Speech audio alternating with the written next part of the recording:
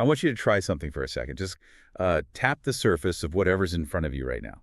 Like a steering wheel or a desk. Yeah, exactly. Or maybe just your own knee. You feel that resistance, that like solidity. Right, it feels completely solid. Your brain is telling you without a shadow of a doubt that this physical object you are touching is real. It is the undeniable truth of your existence in this exact second. I mean, it's the most intuitive assumption we make as human beings, you know? Yeah. If we can touch it, see it, smell it, or hear it in the present moment, we just automatically categorize it as the fundamental baseline of reality. We build our entire lives, our economies, our scientific models around that tangible feedback.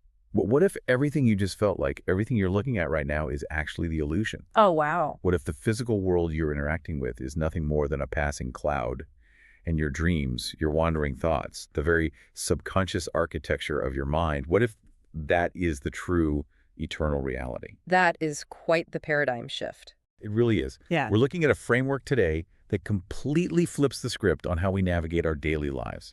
It takes the most intangible, abstract parts of human experience and places them at the absolute center of existence. Which forces a complete reevaluation of where we spend our mental energy, right? Exactly. Because if the physical world is the illusion, then the anxiety over paying bills, the pursuit of material wealth, even basic maintenance of the physical body, they all become secondary concerns to what is happening inside the mind. And that mind-bending reversal is the mission of our deep dive today. We are exploring a really fascinating spiritual framework drawn from excerpts of a work called Chapter of Celestial Cultivation, Article 10, Entering the Virtual Space. Such a great title. It is. This is written by an author named Su Feng, with translation and editing by Kinyu. Our goal today is to objectively unpack this unique philosophy.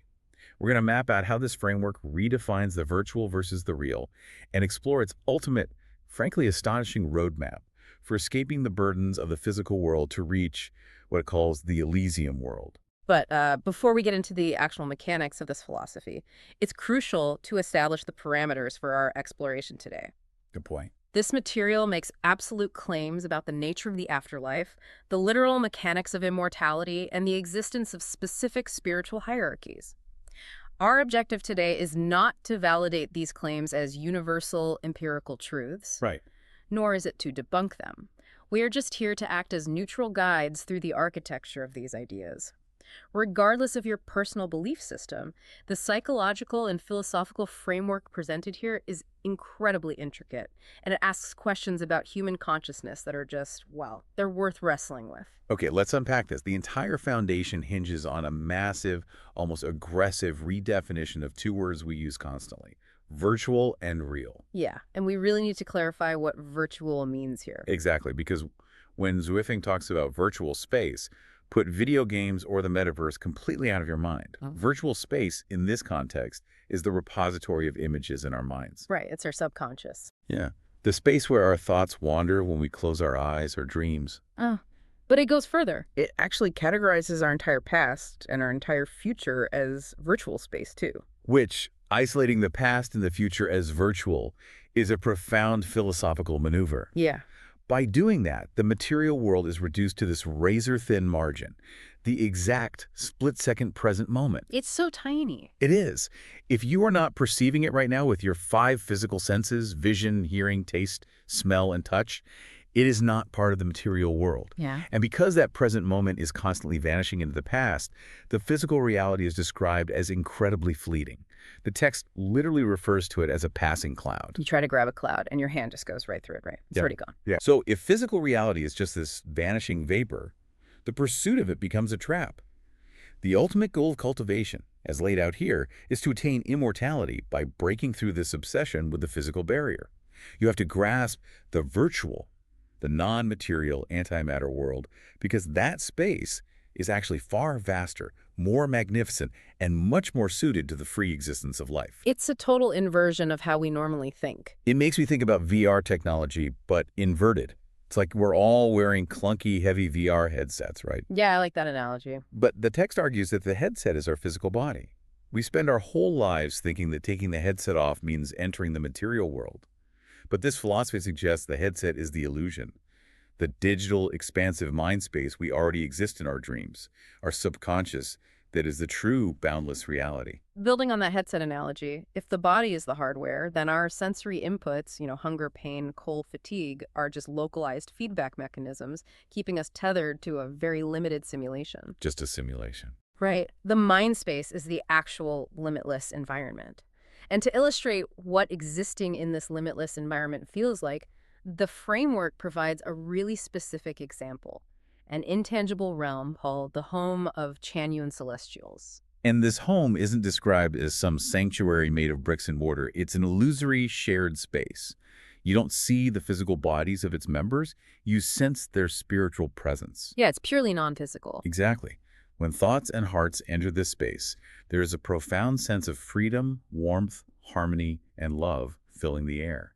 It describes an allure that is hard to resist, an experience so profound that those who access it wish they could just abandon their physical bodies entirely and permanently exist in that virtual gathering. But notice the emotional contrast being set up there. When individuals manage to access this state of profound spiritual harmony, the eventual return to the physical world, because, the physical body still requires sleep and sustenance, is completely jarring. It has to be. Leaving this virtual space and returning to the tangible world is characterized as literally falling from heaven back to the human realm. It brings an overwhelming flood of helplessness, depression, constraints, and sheer boredom. It's a brutal emotional whiplash. And, we could actually see secular parallels to this all the time. Oh, absolutely. Think about the psychology of profound escapism. When you finish a massive, incredibly immersive fantasy novel, or you return from a deeply transformative silent meditation retreat, walking back into your messy apartment to look at a stack of utility bills isn't just an annoyance. It feels like a tragedy. You're suddenly hyper-aware of the constraints of your physical life. Yeah. And this material leans into that tragedy heavily. It states that we clearly know the human world isn't our true home, yet we are forced to toil and struggle for an illusory reality where everything we own will ultimately turn to dust. It creates this stark cognitive dissonance. You are mentally operating in a realm of infinite warmth and freedom, while physically trapped in a system that demands labor, suffering, and eventual decay. But I have to push back on this framing just a bit, because this feels like a fast track to profound apathy. How do you mean? Well, if I truly internalize the idea that my daily existence is just an unfortunate script I'm powerless to escape, and that my physical life is a meaningless passing cloud, why not just lay in bed and stare at the ceiling? Oh, right. If nothing physical matters, why participate in society at all? Doesn't this philosophy risk turning people into passive observers of their own decaying lives? That is the critical tension at the heart of this worldview. If a practitioner stops at that realization of tragedy, it absolutely leads straight to apathy or perhaps nihilism. Yeah, total despair. But the recognition of this trap is merely the diagnosis. The framework immediately pivots to a cure, which it calls cultivation. The instruction is not to sit around lamenting the physical existence. It is to actively train the consciousness to escape the physical trap entirely. But if the diagnosis is that physical reality is a biological trap, the cure can't just be physical isolation. Monks have tried retreating to caves for millennia, and they still have to deal with physical hunger and cold. Exactly. You can't outrun biology. The shift has to happen internally. So how does this system actually instruct a person to bridge that gap and start this cultivation? What's fascinating here is how the underlying problem is identified. The barrier isn't just a lack of trying, it's that our spiritual senses have not fully awakened. Right now, human beings rely almost exclusively on physical vision and physical hearing. Which makes sense evolutionarily. Sure, but this philosophy posits that these physical tools are fundamentally incapable of perceiving the wonders of the non-material world. You cannot measure the depth of an ocean with a wooden ruler. It is simply the wrong instrument for the environment. Because we can't see or hear the non-material world clearly with our physical eyes and ears, we default to doubting it exists at all. We doubt we'll have a place to live after we shed the physical body. So cultivation becomes the practice of confirming that this virtual space is real. And the ultimate milestone of this cultivation is incredibly demanding. The goal is achieved when a person's consciousness is completely immersed in virtual space 24 hours a day, entirely forgetting the existence of their physical body and the material world. A 24-hour immersion, that requires a total systemic rewiring of human attention. But how do you practically start doing that?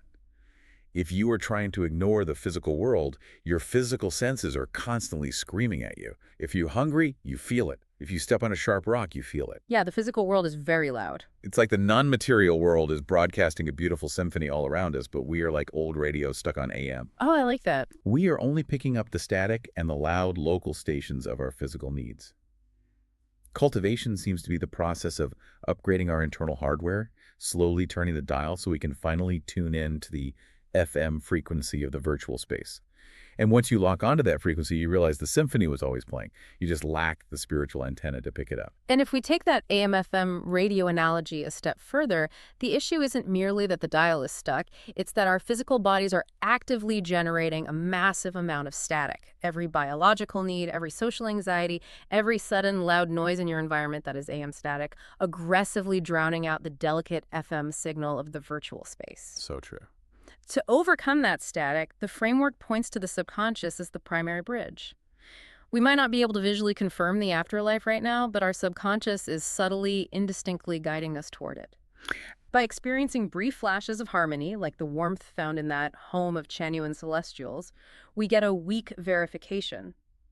Cultivation is the deliberate act of leaning into those glimpses, trusting that subconscious pull over the loud demands of the physical body. Here's where it gets really interesting. Because once you do manage to tune out that physical static and lock onto the frequency, you aren't just floating in a vague, empty void. Not at all. The framework outlines a highly structured, specific map of spiritual destinations. It names a distinct hierarchy of virtual realms. There is the 1,000-year world, the 10,000-year world, and the ultimate peak of existence, the Elysium world, which specifically contains a destination called the Celestial Islands continent. It's an entire spiritual geography. It is a meticulously detailed progression. But what is particularly striking about the presentation of this hierarchy is Visang's incredibly candid assessment of their own community's progress within it. Often, when a leader maps out a utopian spiritual realm, the accompanying rhetoric is triumphal, claiming the community has already achieved this enlightened state. You usually expect the pitch to be, look at us, we've figured it out, we are already living in paradise. But this assessment does the exact opposite. The author explicitly admits that the current home of Chanyuan celestials is not yet an ideal society. Yeah. It has only transcended the mundane physical world to a certain extent. The followers still carry deep-seated worldly habits and lack perfect human nature. The logic presented is clear.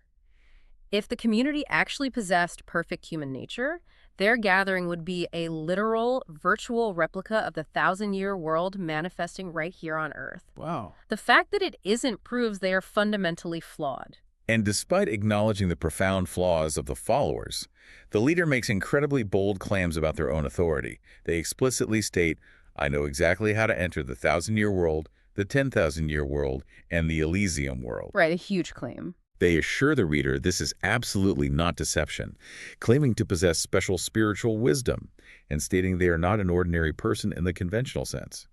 This creates a fascinating tension.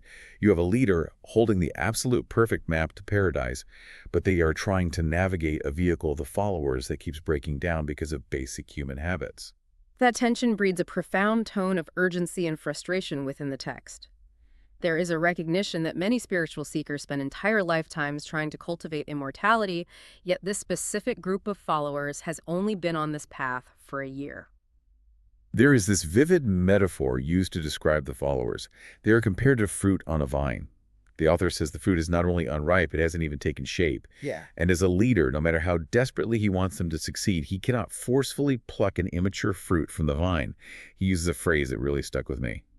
I am anxious, more anxious than you, but the water hasn't boiled yet. What does this urgency tell us about the pressure of leading a spiritual movement? That phrase reveals a structural vulnerability in the entire belief system. The system's ultimate success relies entirely on the collective perfection of its participants. The leader's anxiety stems from the hard realization that human nature, millions of years of evolutionary survival programming, ego, and physical attachment, is an incredibly stubborn bottleneck. You can't just flip a switch. You cannot shortcut biology. You cannot artificially boil the water. The followers must undergo the slow, agonizing friction of letting go of the material world. Which brings us to a massive practical problem. If the water hasn't boiled and the followers are too unripe to transition to the Celestial Islands continent tomorrow, what are they supposed to do today? They still have to wake up and exist in the physical world. If we connect this to the bigger picture, the final directive given to these unripe followers is highly practical yet philosophically radical. Since they cannot physically transcend yet, the instruction is to immerse themselves in virtual space as much as possible right now, using the tools they currently possess. Aye. They are told to gradually break free from worldly human nature, not through intense physical deprivation or extreme asceticism, but through targeted mental architecture. And the primary tool for that architecture is imagination. The material praises a specific vision created by someone named Kingan Celestial, who apparently designed a detailed utopian paradise. Right. The directive states that projecting your highest ideals and mentally entering this imagined virtual world has a huge impact on the future of your life. The instruction is essentially, don't question the mechanics of it, just immerse your mind in it. This introduces a concept that radically disrupts traditional spiritual paradigms.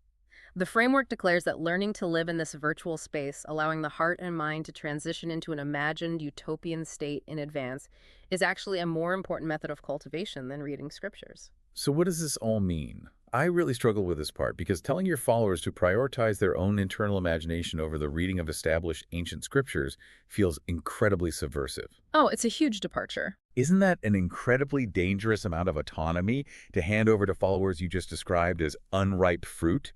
You're basically telling them to bypass the sacred texts entirely and fake it till you make it with their souls. By prioritizing imagination over ancient scriptures, isn't the text radically democratizing spiritual practice, saying the key to immortality is literally already inside your own head? It is a staggering level of autonomy, and it shifts the entire burden of salvation. It moves spiritual practice away from external rituals, memorization, or clerical authority, and places it squarely on internal imaginative immersion. Wow. The psychological mechanism here is fascinating. In this worldview, imagination is not passive daydreaming. It is an active construction site. If you can build the precise frequency of the Elysium world in your mind through pure, disciplined imagination and maintain that mental state, your spiritual body will naturally acclimate to that environment. That makes a weird kind of sense. The theory is that when the physical body finally fails, the consciousness doesn't have to search for paradise. It simply remains in the virtual reality it has already spent years building and inhabiting. That reframes the power of human thought entirely. Every time you close your eyes and vividly imagine a perfect, harmonious space, you aren't just escaping a bad day at work, you are laying the bricks for your true eternal home. Yeah. But that also requires an immense, almost terrifying amount of mental discipline. Yeah, it's not easy. It suddenly makes sense why 24-hour immersion is the goal. If your imagination is the literal vehicle to your immortality, then allowing yourself to be constantly distracted by the passing cloud of physical stress or worldly anger isn't just a minor slip-up, it is a critical failure of your spiritual navigation. You are accidentally building a terrible eternity for yourself. This raises an important question, one that applies far beyond the specific confines of celestial cultivation or the pursuit of the Elysium world. Look at the mechanics of what is being described and apply it to modern life. Think about how much of your daily existence is already spent operating in virtual spaces. How many hours a day do you spend detached from the physical present, reliving past arguments in the shower, spiraling into future anxieties late at night, or getting entirely lost in doom scrolling and digital escapism? Too many, honestly. If our minds are already spending the vast majority of our waking hours completely detached from the tangible physical present, are we all, in our own secular way, already practicing a modern form of virtual space cultivation? And if so, what kind of world are you unintentionally building in your mind? That is a haunting thought.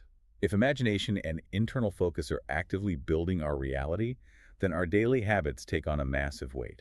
Are you using your mind space to build a paradise of warmth, freedom, and harmony? Or are you unintentionally constructing a virtual reality of stress, anxiety, and passing clouds? It is a lot to think about the next time you catch your mind wandering off during your morning commute. It really is. Thank you for joining us on this incredibly complex and thought-provoking deep dive into the source material. We hope it gives you a totally new lens through which to view the sheer power of your own thoughts. So the next time you tap your desk and feel that solid surface, just remember, your brain might be the only real thing in the room. Keep questioning the nature of your reality, and we'll see you on the next deep dive.